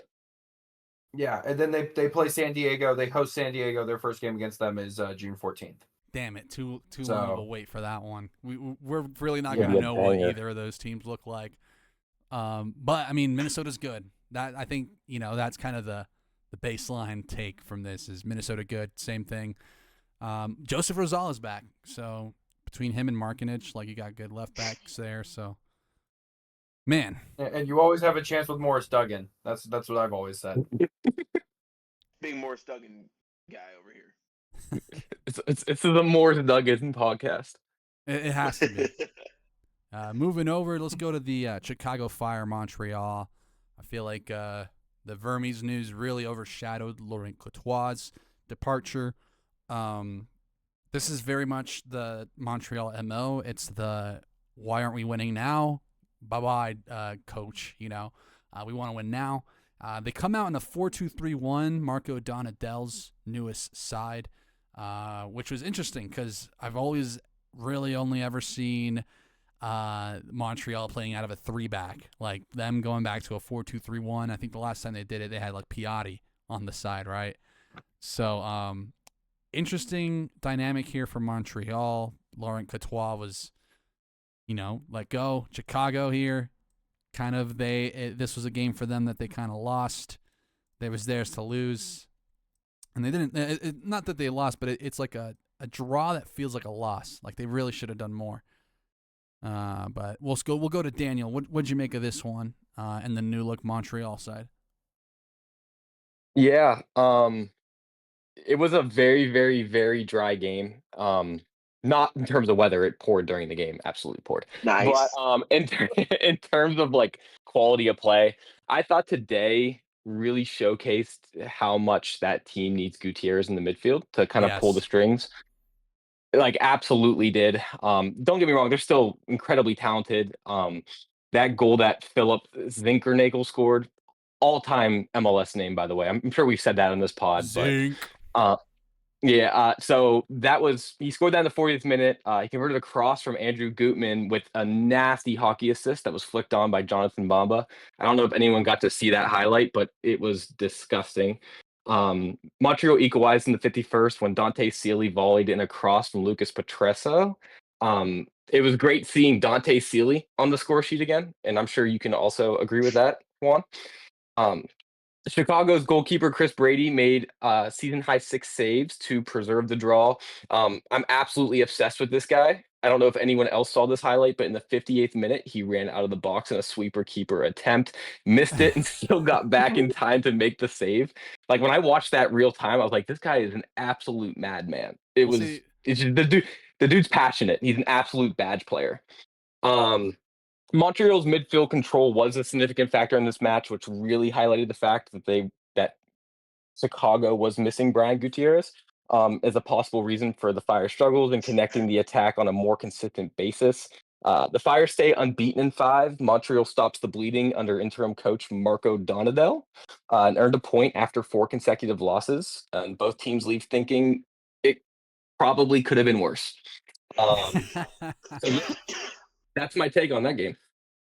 I do like Sergio Origel, but I also one guy you didn't mention there is Romanige Kuame, who is like very, very dynamic in midfield. I think it'll be him next to Gutierrez as kind of dual 8s, with Gutierrez kind of the string puller and Kuame as like, kind of the water carrier in front of Kellen Acosta, who has always, I thought, been better as a lone 6. He was in a double pivot last year, and I didn't really think that worked with his game plan, his profile of player.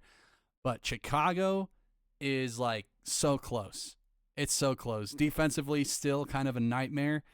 But when you got Andrew Gutman like providing in the attack, like, you're gonna lose some goals.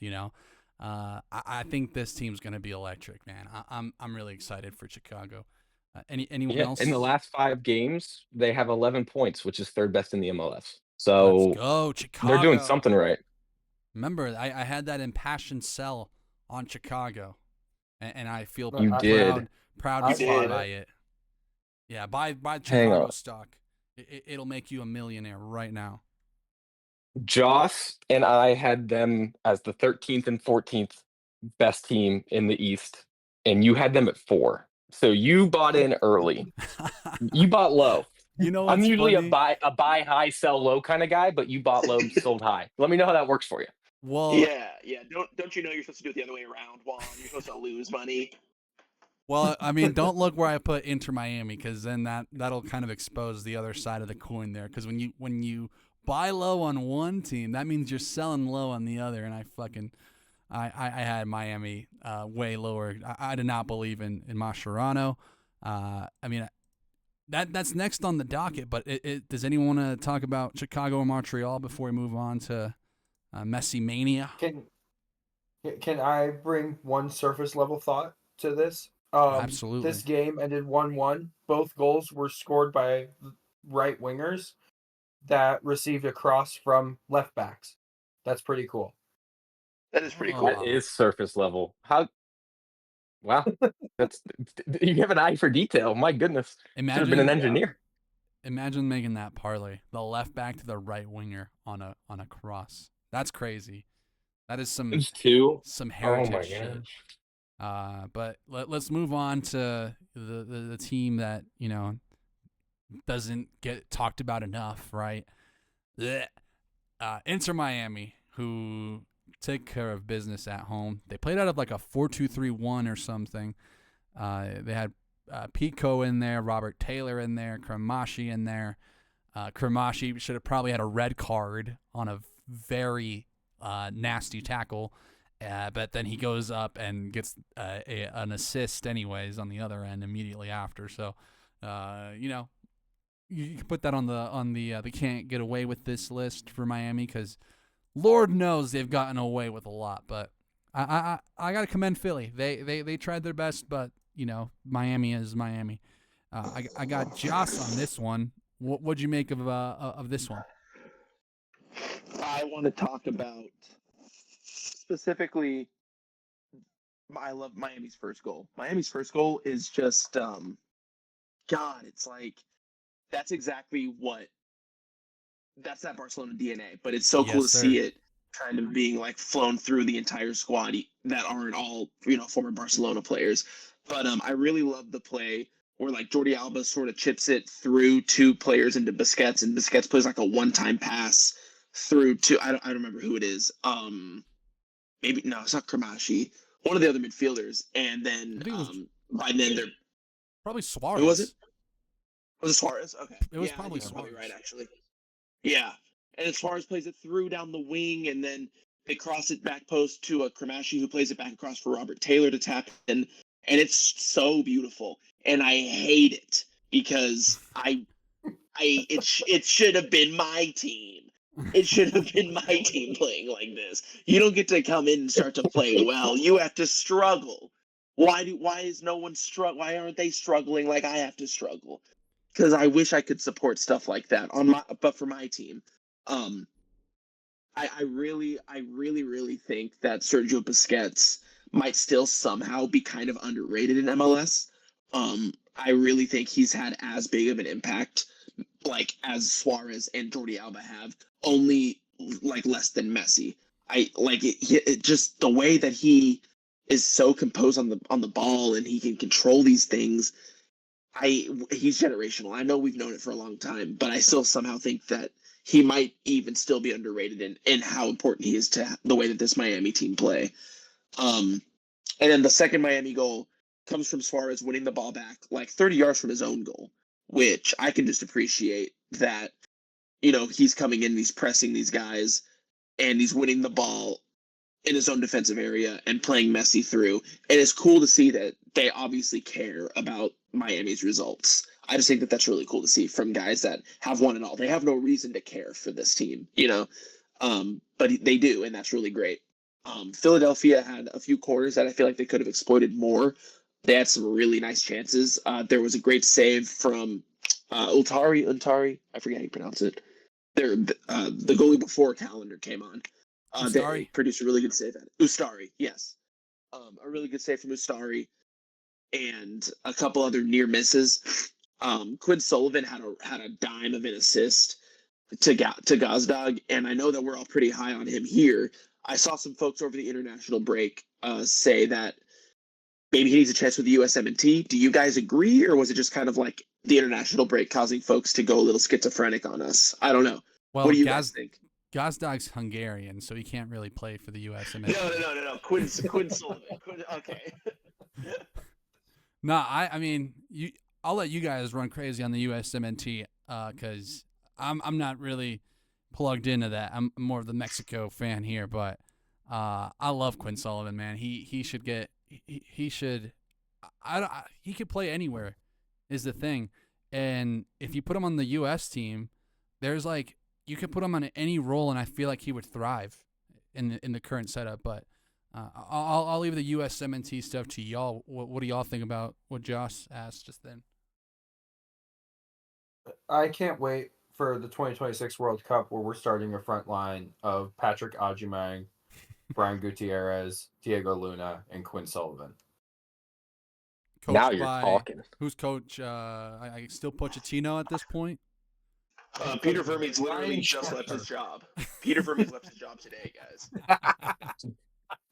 I think we all know where this is heading. I'm excited if that's the case. But I am too. I think that Quinn Sullivan he just has it about him. I think he brings something different to this USMNT midfield, especially one that under Pochettino hasn't looked like. They just look like guys that don't really care about being there. And I think Quinn Sullivan, when I watched him play for Philly, he's out there fighting. He wins every ball, and he's got a peach of an assist in him. So I love it. I love it. So to finish off, again, I just wanted to touch again on I know I'm not immune to propaganda because, like I said, watching Messi and Suarez press Andre Blake in the 96th minute, actually, I was getting goosebumps. This is awesome to see. So I am really not immune to propaganda. You could just show a 7-time Ballon d'Or winner running around a field in Miami, and I'd be like, you know what? Maybe he is the GOAT. Maybe his move is a good thing. 5 more shares of Apple TV, please. I got you, Don Garber. I'll pay for your next vacation house. I want to head over to Jeremy because I know he went to the designated pundits pod, right? I did. And you gave out a pretty price here on Philly as an upset. What kind of run us through your bet here or your call here as Philly lost? Do you feel like that was still a good call given how the game turned out? Yeah, it was a great call. Kromaski should have gotten sent off before Agreed. They even scored their first goal. but for some reason the referee was swallowing his whistle because Miami tax, I guess. But even after they were down 1-0 and 2-0, Philly didn't give up. So, like, they put together the performance I thought they were going to. They just didn't finish as many of their chances. So I think it was still good value. I think it was still a good pick. So I'm going to defend it. I am too. I like the pick there because Miami also, if you saw the lineup, you're kind of licking your chops for Philly to do more.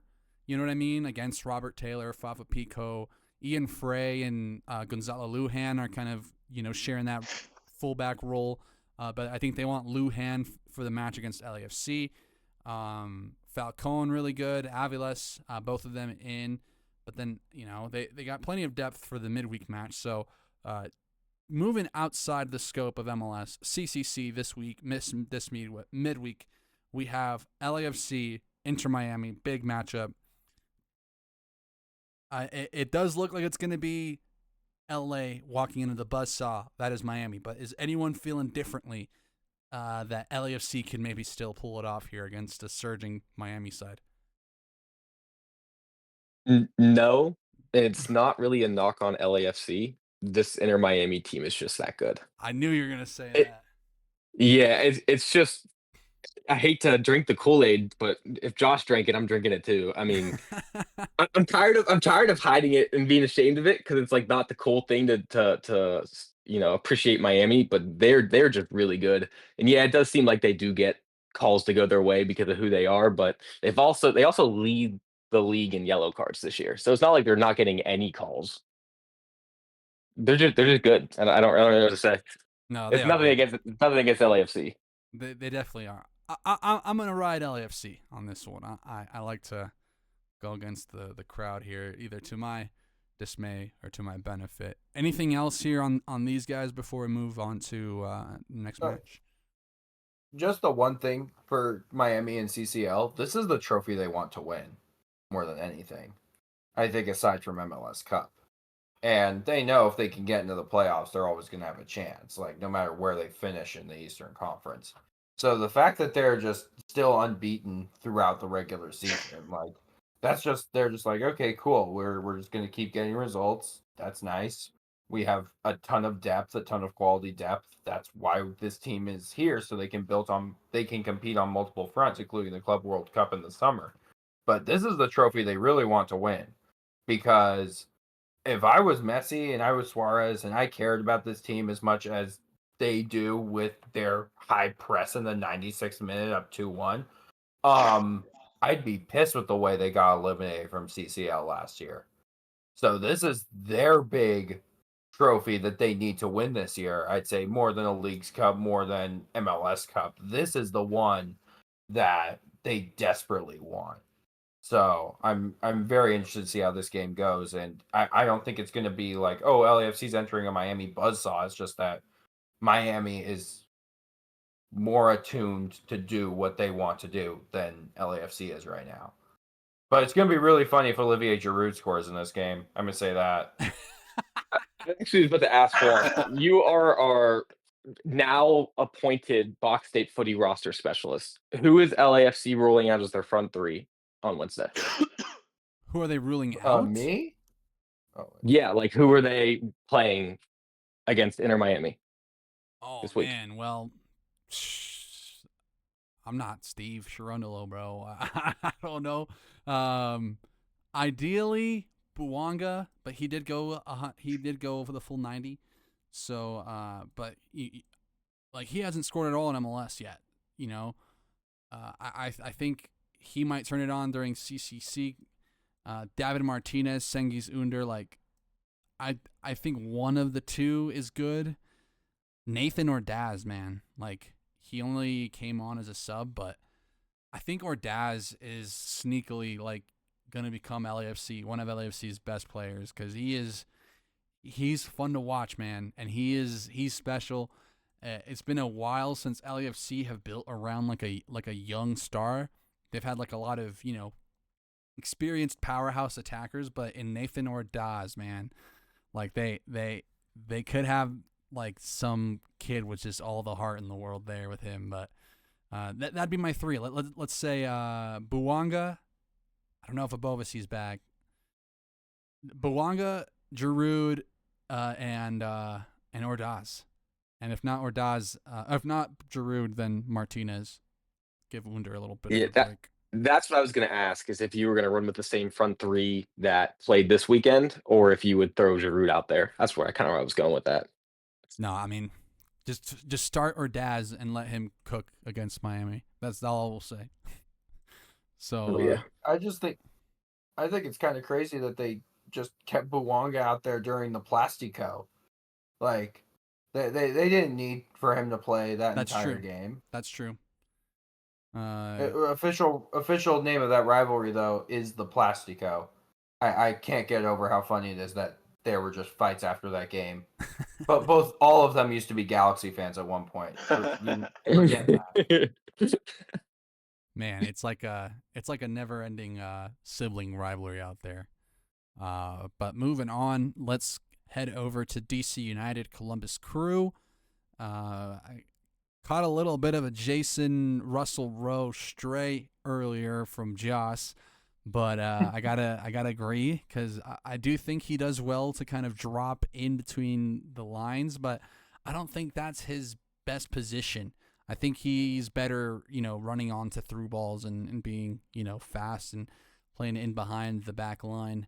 But kind of a different look for Columbus. DCU's still in that 4-2-3-1, this time with Peltola instead of Boris Enow. I'll go to Jeremy for this one. What'd you make of DCU's in Columbus? Columbus with a 2-1 win.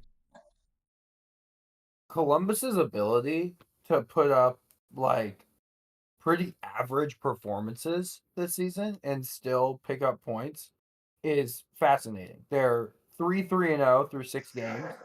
They've scored 8 goals. They're undefeated, and they've only allowed 4. So I'm once again more credit to Wilfried Nancy for just being the best coach in the league, but it still just bugs me so much. Just bring in the Cucho replacement already. Enough of this cute little nonsense where Diego Rossi is taking these shots from distance and they're taking these outrageous deflections and you're able to get road wins. That's not how MLS is supposed to work. You're not supposed to be able to just rock up to an away stadium and just deflect your way to 3 points. That's not how it's supposed to go. But this was a solid performance from DC. I think they deserve better. It's just for DC, at least, with everything running through Benteke still. I like the addition of Peglo on the left. I think he's actually had a pretty good past couple of weeks, aside from what happened in Orlando, where the entire team was just stinky. So, DC has been interesting. Everyone's kind of writing them off as a lost cause, but I think there's some good stuff there. I just think that if you're relying on Gabriel Priorani to be your number 10, you gotta go out and find someone who's actually going to be a trusted creator and be able to create more for Benteke. And that's not even getting into the defensive issues. But I didn't think their defense was particularly bad in this one either. Anyone have anything to add on that? Because I definitely have a DCU take, but kind of interested to hear what Daniel or Joss have to say. Maybe go to Joss. I remember it was our last episode where we talked about, DC United. I think we're undefeated at that point, but had they played anybody, and how serious of a team are they, and how serious should they be taken? I don't think that we really decided on taking them seriously because of how easy their schedule has been. I'm wondering, do we still think that, or where do we are DC a serious team? What do you guys think? Daniel, do you have a thought here? Because I definitely do have my assumption, my take on them. But what do you think, Daniel? Are they a serious team? No. Can they grow into being a serious team? Yeah, maybe through the course of the season. I don't put a whole lot of trust in them just from a week to week standpoint right now, but I definitely wouldn't be shocked if they turn it around because they do have some good pieces. I Got it. man, Interesting. I can't buy on DC, man. Like, I really agree with Jeremy that Peglo really is a dog. He's a good player. I think he was one of the surprise players for me because I wasn't really expecting much from him. Just with him being a relatively unknown U22 player, like he had very few like appearances. So to see him now get the start and he looks good, he combines with Benteke well. Like, I like what they got with him. Over on the right and in the midfield, Jeremy hit the nail. Hit. What's that saying? Hit Hit the nail on the head. Hit the nail on the head. Thank you. On Pirani. Man, I think Pirani is better as a winger, and that means that you have to bench Jarrett Stroud, who I do like, but he has been kind of out of form. I would kind of want to maybe see Stroud in midfield, but then Jose Kajima is playing pretty good there. Between Peltola and Enau, like that, you got like one good holding midfielder between both of them. Like, they're both pretty good. They got good skill set. But Pirani, man, and whether it's Stroud or Merle, like it's just there's something not working there. Whenever I see Pirani, it's not that I'm not sold. It's just that he isn't working as hard as some of the other players off the ball. His movements are very, very, very one-dimensional. He is immediately looking for Benteke, and there's nothing else. Like, very rarely does he combine with like the rest of the team. So I'm just not sold on him, like Jeremy said, and I think that's an even bigger issue than they're gonna let on. I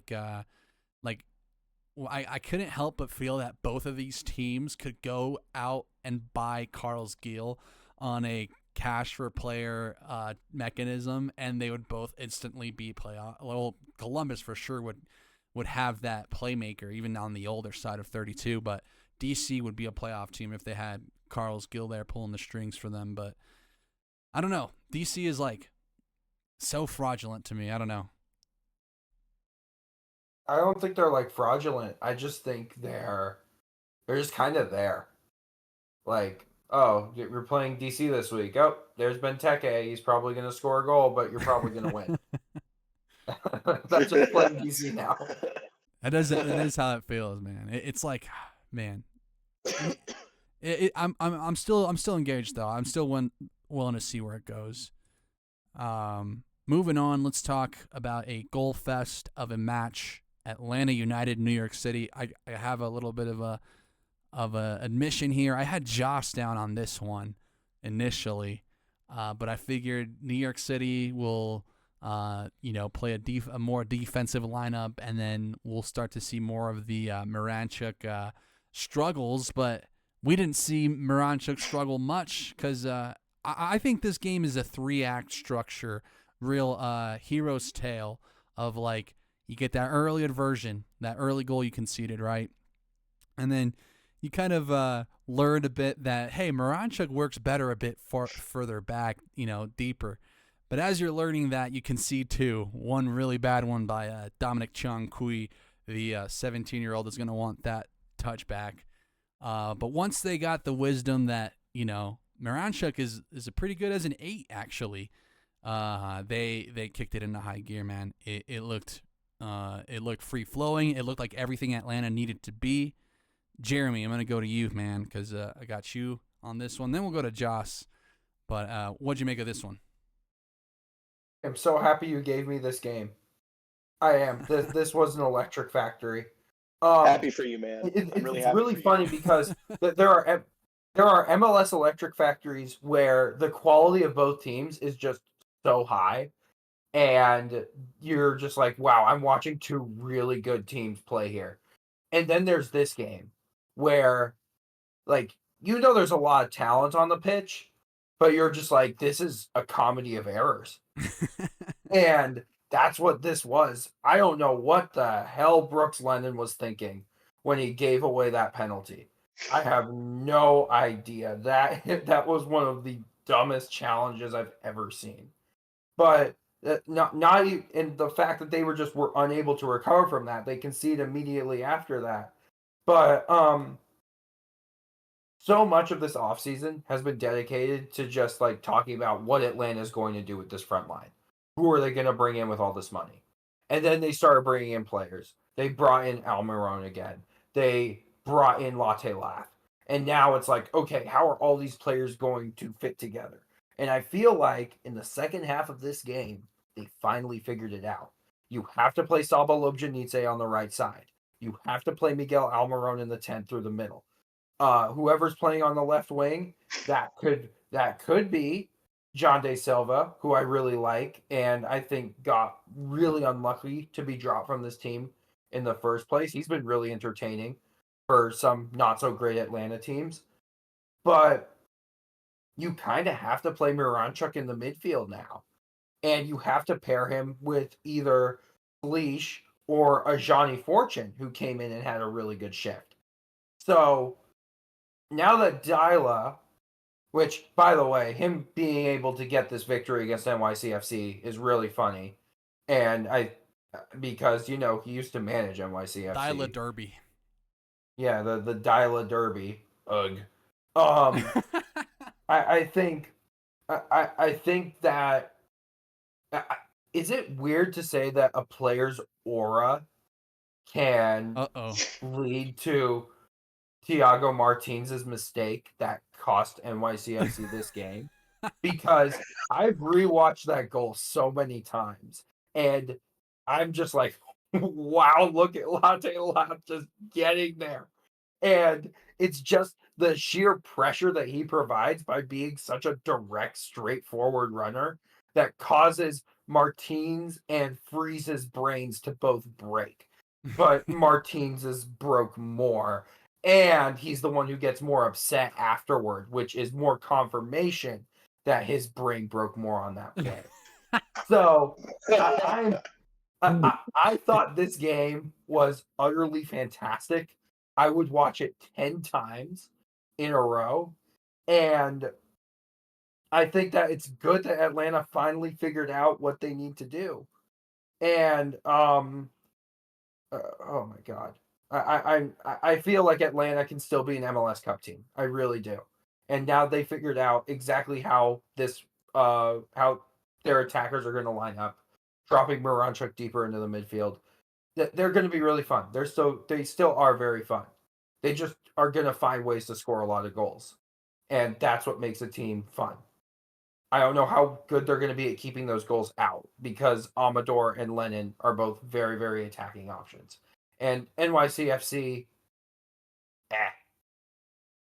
they're 2-2-2, and they kind of deserve it. Let's go to Joss. What do you think as the spiritual assignee to this one? Before I try to mercilessly take you away from this one, but it goes to show, how I was rating Miranchuk before this one. But what'd you make of this one? Yeah, I just want to. I remember in earlier episodes, Jeremy would call out my Paddy McNair take because he was a West Brom player before. I want to call out John De Silva, former West Ham player, my team in England. So I'm glad that he's finally getting some of the praise I think he deserves.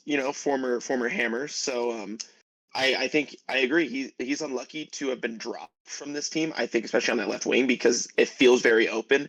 I'm not that moved by Saba Lobjanidze, and I know a lot of the Atlanta fans that I talk to aren't as well.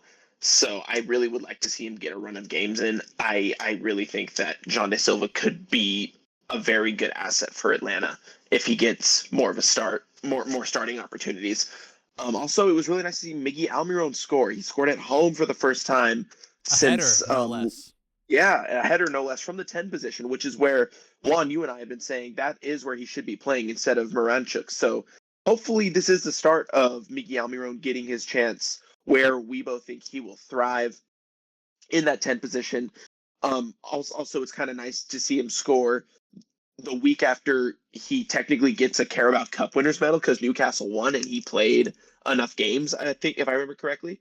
So it's nice that he can celebrate that with a goal, even if he's not at the massive party that took place in Newcastle. It's still cool to see that and be a part of such a great comeback. The Marenchuk, it's the Marenchuk query, I think. Like, is his best position in 8? I think so. He's clearly underperformed in that 10 role. They drop him deeper and he has a much larger impact. Is that what they envisioned when they bought him? I'm not sure, but maybe that is his best position. I really would love to see more of him there to get a better idea of how good he really is. But it's nice to see Atlanta doing well. They are my predictions for the Shield winners, and a 4-3 game is always fun, especially when they're coming back. So, yeah, good one for Atlanta. NYCFC, just like Jeremy said, but I mean, it's hard to go on the road and win an MLS. So, but they should have won. You know. Absolutely should have won this game. They should have. They just kept shooting themselves in the foot. They kind of did. I enjoyed. Daniel, do you have anything to go on this one? Are you ready to get it over with and talk about Charlotte here? Put me on my misery, dude. Let's. It feels kind of bad here because we're ending on the Rapids, and we'll have a lot more to digest. I'll save a lot more of the good stuff for the Burgundy Banter episode. But when it comes to this Rapids squad, and Charlotte, before the match even started, I had them in my model ratings as near equals.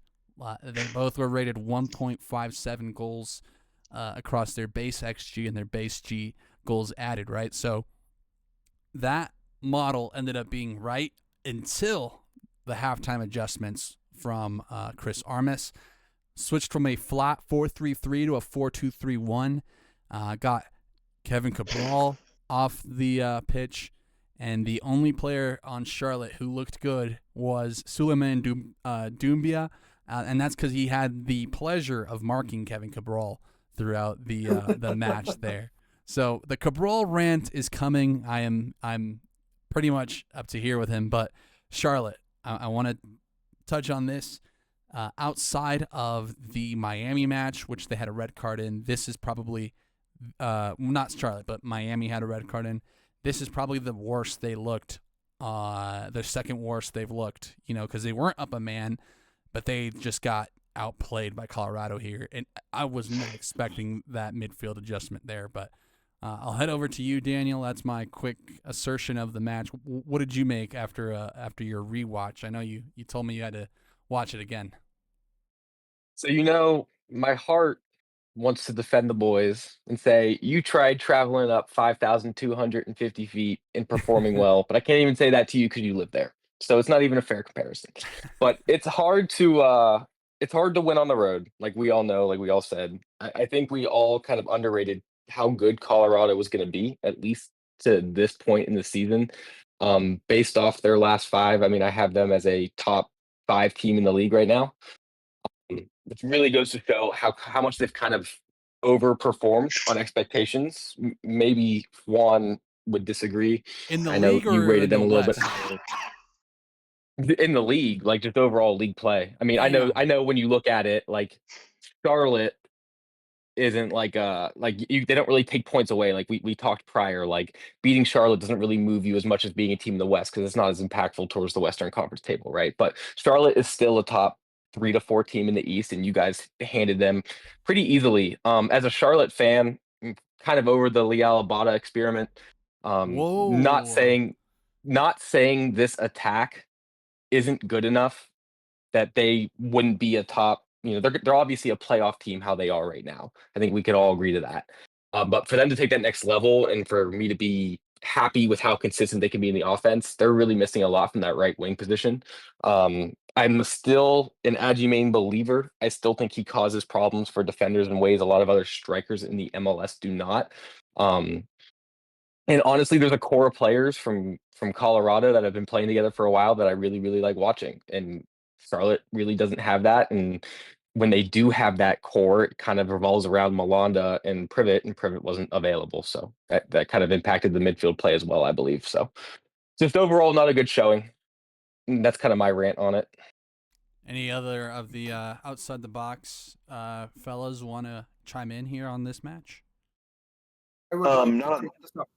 I want to gloat really quickly. So on that designated pundit show, the same one where I gave out Philadelphia beating Miami as a winner, they were very high on Charlotte for this game, and I told them to walk it back a little bit, and because none of these key Charlotte players, aside from possibly Tim Ream, of those projected starters, have played at altitude before. I didn't think so. I didn't think they were going to have the lungs to be able to last through this entire game. And thanks to Devin Kerr, the color commentator on the broadcast, he said that Dean Smith simply did not respect the altitude before this game. What an idiot. What an absolute idiot. This isn't Salt Lake City. This is Colorado. It's the real deal. That's the box There state. This is the box state. You respect the goddamn altitude. When you have a guy in Doumbia who is the left back, who, yeah, to his credit, didn't have to do much in the first half because, Kevin Cabral exists, and that's kind of all he does. He exists and he runs around. Doumbia, he came from Standard Liège in Belgium. Belgium is what's classified as one of the low countries, aka it's at sea level. So he's spending a lot of time at or around sea level, among whatever vegetation there is in Belgium. Probably some trees. They probably have trees over there. But now he has to go into the Mile High City, and he has to, first of all, track Kevin Cabral, which, I mean, I'm pretty sure you can give him a little bit of space. He's pretty harmless. But you have him running up and down that left flank for the entire game. You're going to get cooked. You're absolutely going to get cooked if you're not respecting the altitude. And Dean Smith simply did not respect the altitude. And also, I said the Rapids were going to get a little bit angry for this game. Because if you lose 3-0 on your home pitch the week before, like they did to the Timbers, ding, ding, ding, you're not going to be very happy the next week, especially when you have a Charlotte team who is completely ignoring the altitude. You remind them that they're playing in the box state, and you send them back to North Carolina with a quality loss. I'd say this is a quality loss for Charlotte because I do think Colorado's good. They should have, in theory, scored probably 2 goals before Josh Atencio put the ball into his own net last weekend. So, yeah, I just think that this was Charlotte's hubris. They flew too close to the sun, and they didn't respect the altitude, and Colorado got the win that they desperately needed for this game. Yeah, that's it. And that's what I told those guys on the show. And they were like, yeah, I'm still sticking with Charlotte because Eric Williamson and Bill Tuiloma have played at altitude before. Eric Williamson and Bill Tuiloma, guys. Not the starters. Not the starters. No. Man, bless their hearts. Jeremy. But part of me thinks the way you giggled after you brought up the 3-0 loss to Portland, it was like a premeditated shot. I want to let you know that's a felony. I can't do that. I had to figure out how to wrap. We didn't record last week. I had to wrap For that sure. in. Sure. Juan's happy this week. He got the victory over your Charlotte, but I got the victory last week. I didn't get to rub it in yet. I did a little bit, but yeah. You'll rub it in the again chat. when the Rapids go to play in Portland. We'll cover that one for sure. Unless I get to come up in that way. But Joss, anything on this one before we wrap it up? Mihailovic had 2 goals. I bet on him to have 2 shots last week, and he didn't. And I was the one leg that I failed. Damn. So I wish he had shown up last week instead of this one. But that's cool. That's cool, man. I had him to assist, so he actually laid the ball to Rafa Navarro, who drew the penalty, and Mihailovic ended up scoring. But you don't get nothing for that. So. Yeah. No, there was a couple chances I watched in the highlights of the game. There were a couple chances that they were really peppering it from outside the box specifically. I don't know if that's how the Rapids have kind of been playing all year, but I feel like Mihailovic was sort of pulling up from some deeper spots. I remember he had a couple from outside the box. I know Nahato I think had one. So I don't know.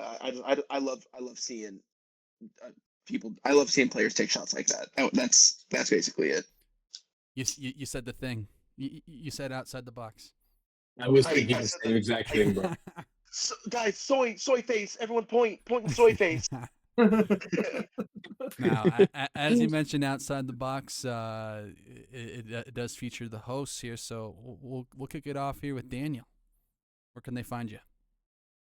Where can they find me? They can find me on Twitter at VoxProMLS. Jeremy. You can find me online on the Elon app at Sports Guy Jeremy, on Blue Sky at jeremypeterman.bsky.social, on my website at cascadiafc.substack.com, where I wrote about that 3-0 Timbers win in Colorado and a record set by none other than Finn Sermon, where he had 18 clearances in that game. And also, when I was looking at that, I noticed Morris Duggan had 15 clearances in a game during the season. Morris Duggan, friend of the pod. You should come on sometime. Finn Sermon, friend of the Friend of the pod. pod. You can find Joss. Where can they find you?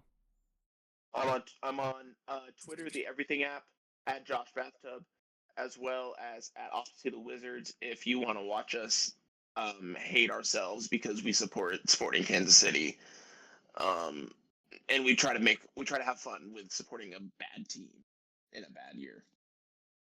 Hey, nothing wrong with that. Gotta salute the brother in arms here as he goes through his nightmare season. It's completely valid. You can find me at Juanners715 on X. I'm tweeting a lot more of my live stuff, live updates on Blue Sky at Juanners.bsky.social. Follow Box State Footy on Twitter at Box State Footy, and on Instagram, which I hope to relaunch pretty soon here in a bit, but at Box State Footy for there as well. Be sure to leave a like, a review, share this with your nan, share this with your buddies, share this with your referee, your Sunday League referee. Share this podcast to all of the homies that listen to MLS, and we will be back next week for some more Outside the Box. Bye-bye.